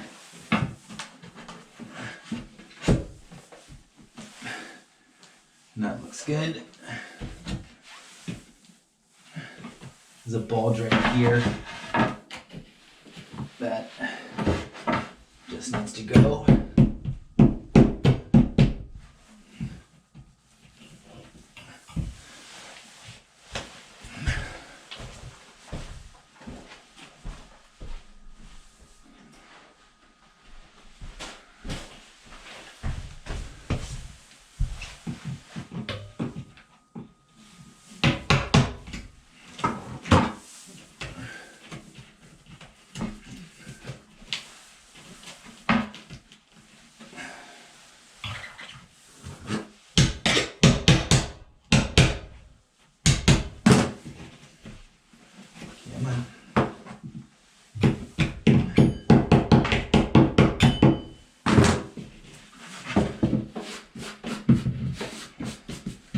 Just where a lot of paint built up.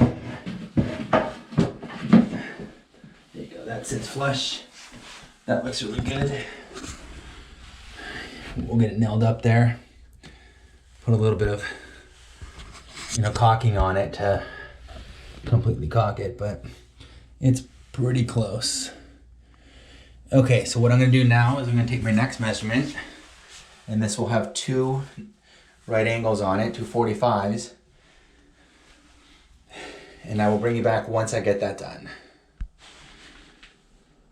Okay, so my second cut was here, across there. It was 55 1/4. So I left it 55 3/8. Came in, checked it. It was long. Went out, shaved it down, brought it back in. It was still a little long. Went out, shaved it down, brought it back in. It was just perfect. So, I would tell you just to never do it. If it's 55 1/4, do that. You want to shave it down a couple times. So that way you'll get a pretty tight joint on this side. So that's what you're looking for. And hopefully the joint on the other side will be just the same.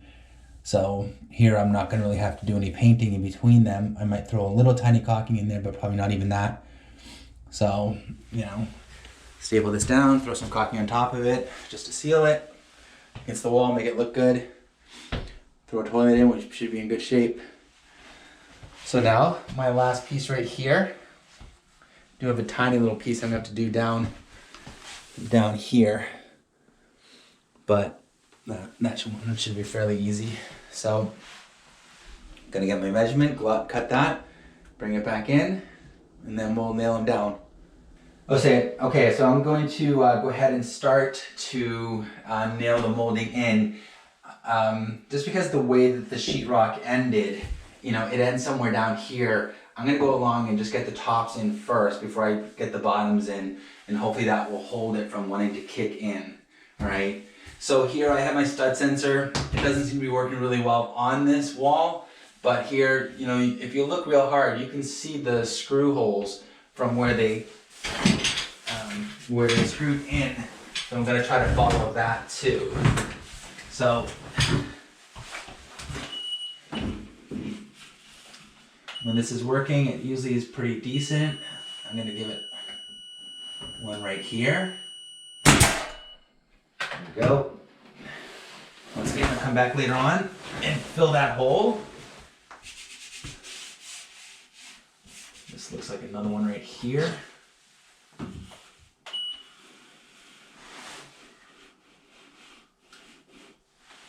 See right about here.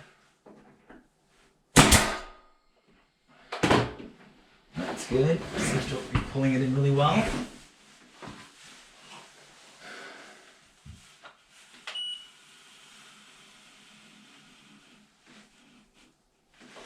about here.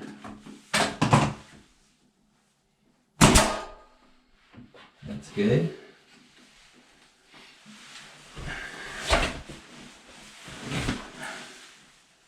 Put one in the corner.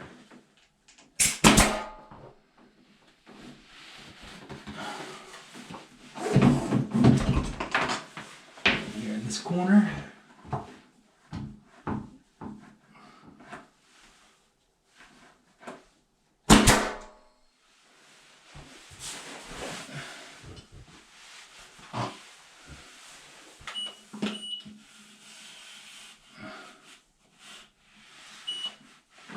Here is the first stud.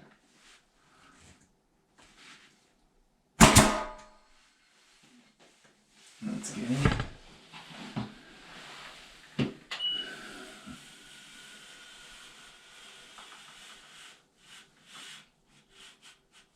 Seems like right about here.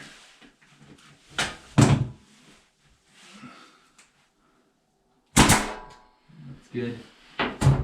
You can also check because you can measure. They should be about 16 inches on center. So, but sometimes you're in construction that's not absolutely perfect. And if you have a stud sensor, it's usually pretty accurate.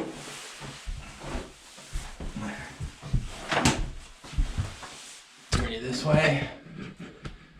Probably won't see much. So. The last one was right here.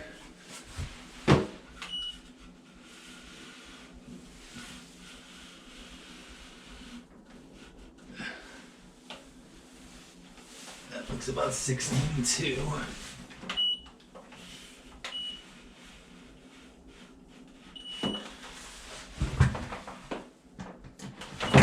Ooh. Right there.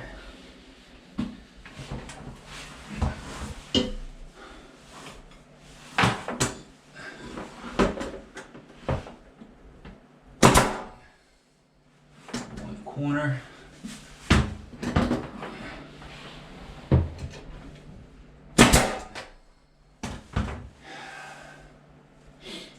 Gonna have to pull that one out because that one shot through. No, that's probably fine. It'll get covered by the caulking. It just barely came through the top. We'll make sure the caulking covers that. So it was at an angle because of the pipe here. Find the next one.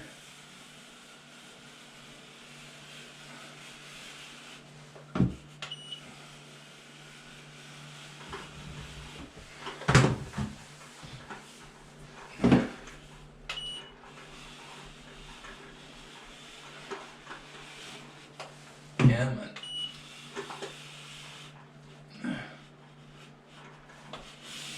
Okay.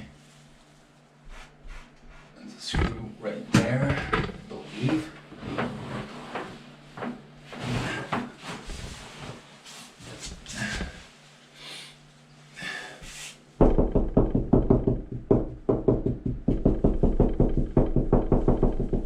And right here. Should be right.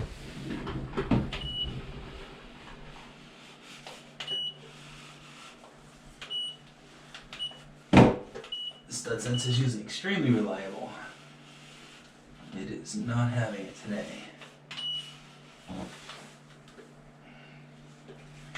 I know they would, so.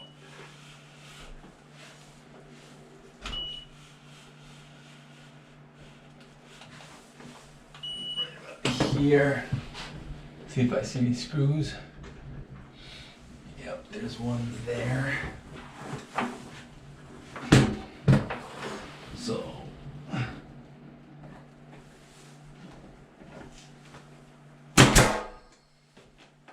yep, that seems to pull it in pretty well and hold it in. So,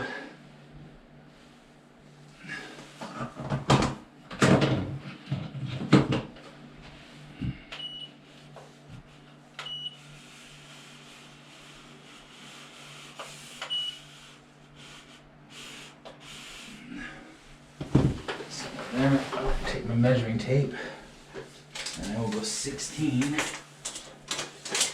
and hope that's good. That's about where that last thing was. So, you probably can't see that, but hopefully you can now. So my last nail hole is right here. There's 16. And go right here. Shoot that.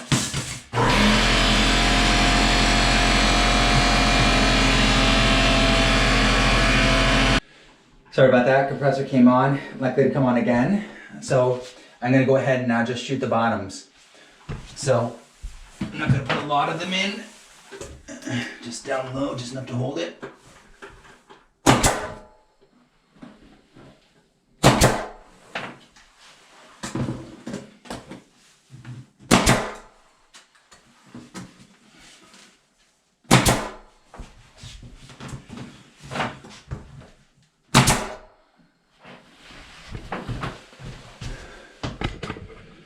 Over this way now.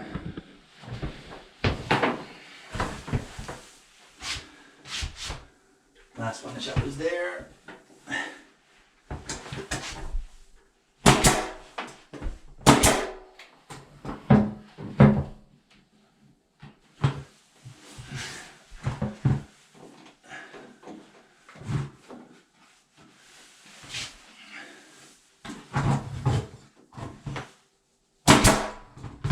So this corner, you know, I'll shoot some caulking in there. It's pretty bad. This whole wall is completely bowed. You probably don't get that sense there, you know, but you know, this is a commercial building and it's just not perfect. But nothing that a little bit of caulking can't finish. That corner over there turned out pretty well. But over here, not so well. A lot of it has to do once again. You know, it wants to pull in at the bottom here, so it's separating it, and that's just because the sheetrock didn't carry all the way down.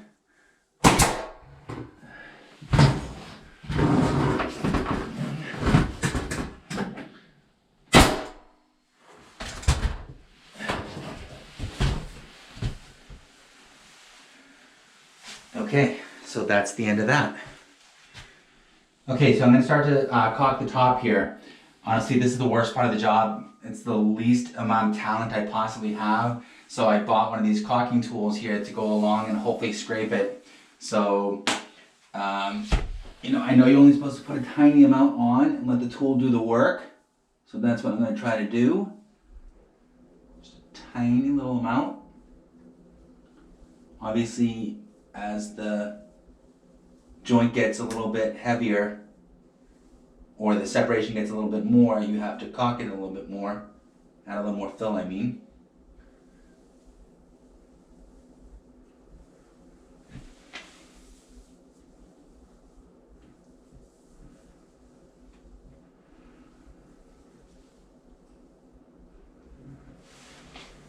Here it's pretty heavy.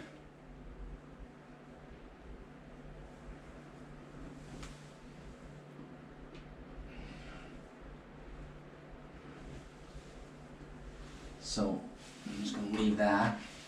Give this tool a try.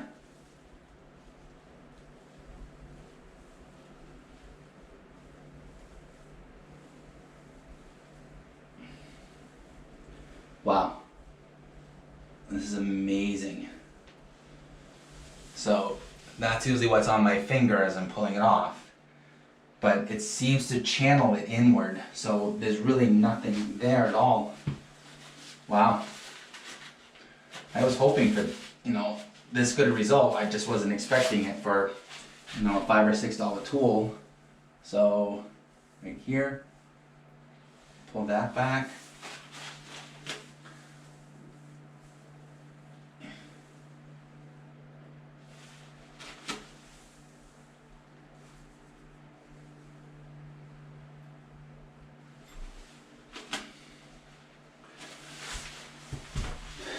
Well, that's absolutely perfect.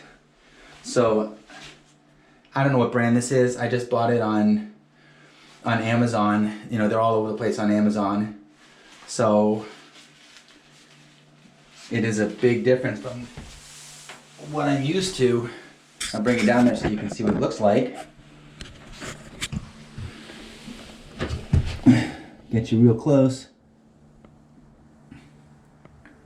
You can see there's no buildup, nothing. It just forced it down in, and that was great.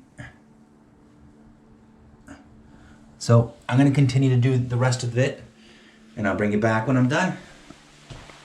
Okay, so one of the last things I have left to do is to put the toilet back on. So we need to put a new wax ring on it. All right, so you gotta clean the old one off. It's not a fun job, but it's gotta get done. So try to get as much of the wax off as you possibly can.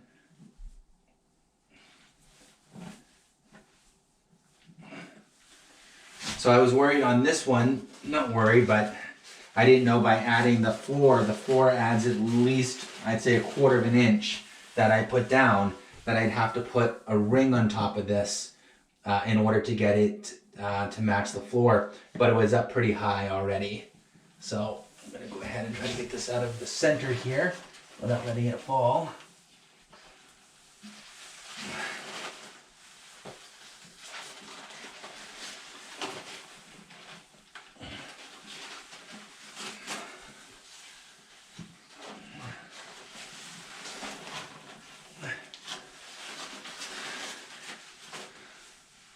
So I would say that's pretty good. Next thing is I had to cut the bolts off because they were just spinning in there. So they were pretty dirty and they just weren't gonna come out. So the new wax ring always comes with them. And if you've never changed one of these, I'll clean this for you so you can see it. So this right here is square and there's a channel, so you can put your new bolt in there and run it through the channel. So that's how they come out. I'm just gonna pull it back to that channel. You gotta turn it a little bit and it will come out. So they're shaped, I'll show you the new one going in so you don't have to look at the old one, but they're shaped in a way so that they're made to lock in. So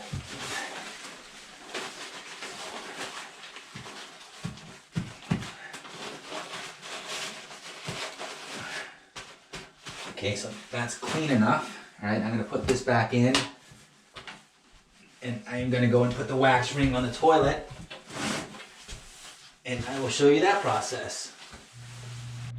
Okay, so I'm gonna be getting the toilet in now, and this is the hardware. This is what it looks like. I've already put this one in and pulled it back out.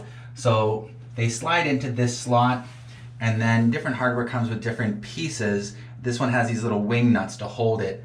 You often just get these little plastic push tabs that you push down and you push it to lock it up so that it stays straight up. So this one I'm going to put in, slide it over, kind of estimate where it is here with that one against the wall, and just put this down. Now you don't want it so tight that it can't adjust, because you need it to be able to slide back and forth so that you... Okay, so they're both in right now, all right? And like I said, they're not completely tightened down. You don't want them completely tight. Also, if we look down the toilet here where they're gonna go, you can see the hole right here is slanted sideways here. So these bolts are also slanted sideways in order for that to fit in there. Sorry, one of my bolts just dropped. I'll grab it when I tilt it back up. So the next thing I'm gonna do is I'm gonna put the wax ring on. So you wanna put the wax ring on the bottom of the toilet. So I've already emptied this toilet out pretty well, so I'm gonna roll it forward here. All right, and this can be hard to see, but if my recording person can get down underneath here a little bit, you can see, actually I'll hold this since I'm down here.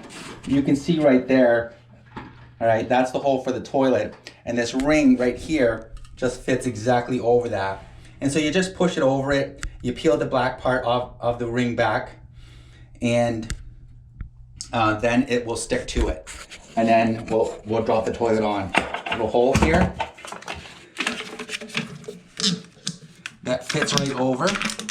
And you just push it real hard. I actually find it's easier for me to just take this off.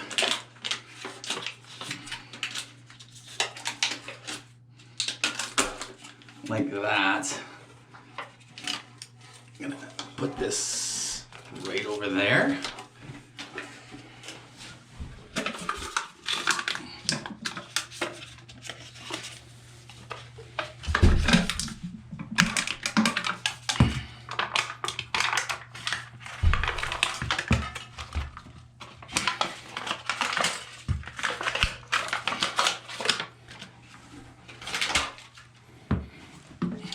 Here, just push it up, and that's what we're looking for, okay?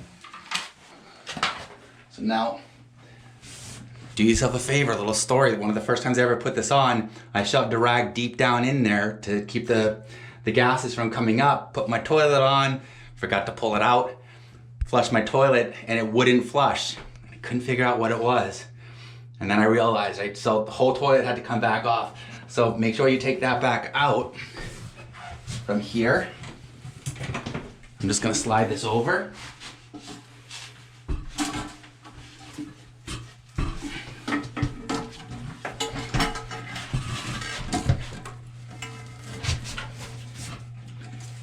Right where my hands are, it's kind of balanced right there.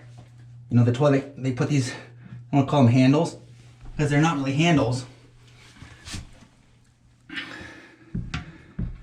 That seems to be it there. So I need to pull it out a little bit actually, so the bowl's not up against the wall. Press that down. Gotta kind of wiggle it back and forth. I need to get it out off the wall again. This is why you don't want to bear down on those two screws, the wing nuts, because you do need to adjust it. It just needs to come off the wall a little bit.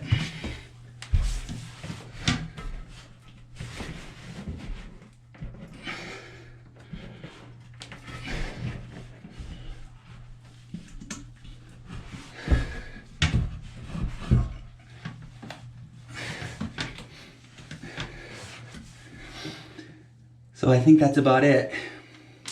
I'm gonna then go ahead and put a washer on with one of the nuts. I'm gonna go grab that hardware and I'll bring it back. Okay, sorry it's so dark down there. I'll grab my light. Put that up there. So you can see what I did is I put the white bottom for your cover on first. And you know, look at it, it should have a space underneath it when you tighten it down so it can snap on. I put a washer and then the nut on, and then I tighten the nut down. You don't need to bear down on it a real lot. I mean, the weight of the toilet along with the water is gonna hold it in place. So you don't wanna bear down it so much that you know you run the risk of cracking the actual toilet. All right, so I did that on that side and on the other side. And what I'm gonna need to do now is just take a hacksaw and cut off a little bit of the stem here that's going up the screw so that I can get the cap on, because it's just a little bit too long. So I have my Sawzall. I'm gonna go ahead and chop that off and then put a new cap on. All right guys, so I went ahead and attached the feed line. So this is just a 1/4 inch line right here. All right, and there was just a nut here that you loosen and it comes apart. I did have to bend this about a quarter or about a 1/4 of an inch up because to make up for the floor. All right, went ahead and did that, and then I turned the water back on. Now, be aware, if you're not used to this kind of a valve, it doesn't leak when it's shut off, and it doesn't leak when it's all the way out, but as you're turning it out, you'll see water coming out of it. They're not really that great, but you know, mine leaked like crazy until I got it turned all the way out. So don't panic, you know, if you start seeing water come out of it, just back it all the way out, and it often just seals itself that way. So now, the test is to go ahead, flush the toilet, and then look to see if you have any water coming out. So, toilet's flushed. Don't see any water. I would say that's pretty well done. So we're nearing the end of this project. Last couple things to do is a little bit of touch up on the paint, and then obviously just clean up. So I have a little touch up here where the cabinet didn't cover the old place, and then right here, this area here, there was, you know, part of the cabinet was up, or part of the sink was up against here too. They had glued it, so I've gone ahead and you know, sanded that out pretty smooth. And same thing here, sanded this out and filled a little bit of the holes that were down there. So that, I think, is the last thing next to switches, you know, switch plates and outlet covers. We've already started to move some of the furnishings back in. Gonna have to finish up here. Gonna get the fan hooked back up, get that done, and then just do a really good cleaning.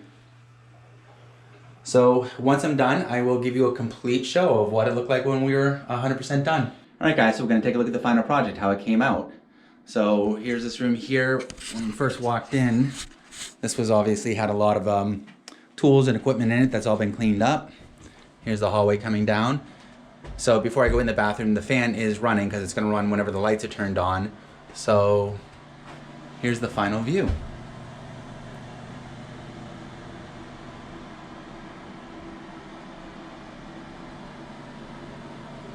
So I'll kind of start from top to bottom.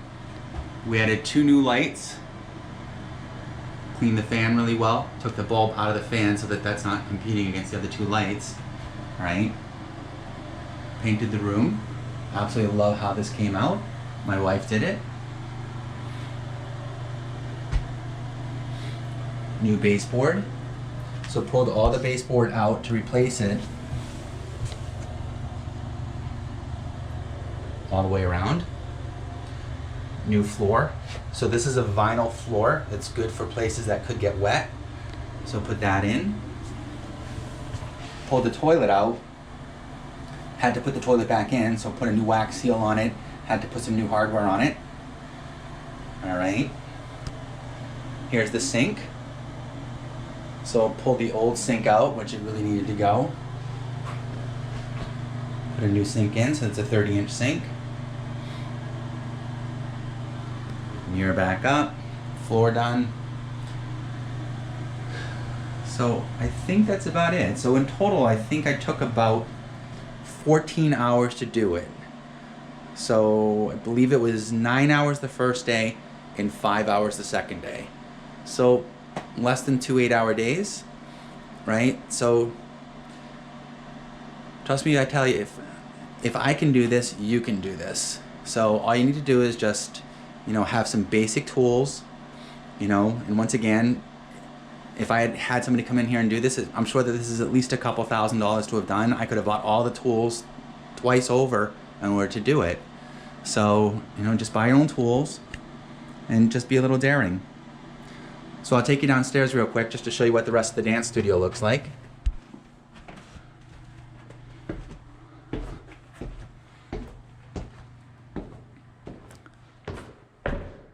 So this is the rest of the space.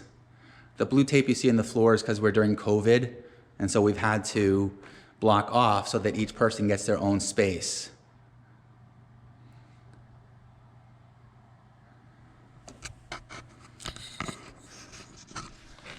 So I want to thank you all for watching, and if you liked what you saw, subscribe and ring the bell down below. Appreciate it.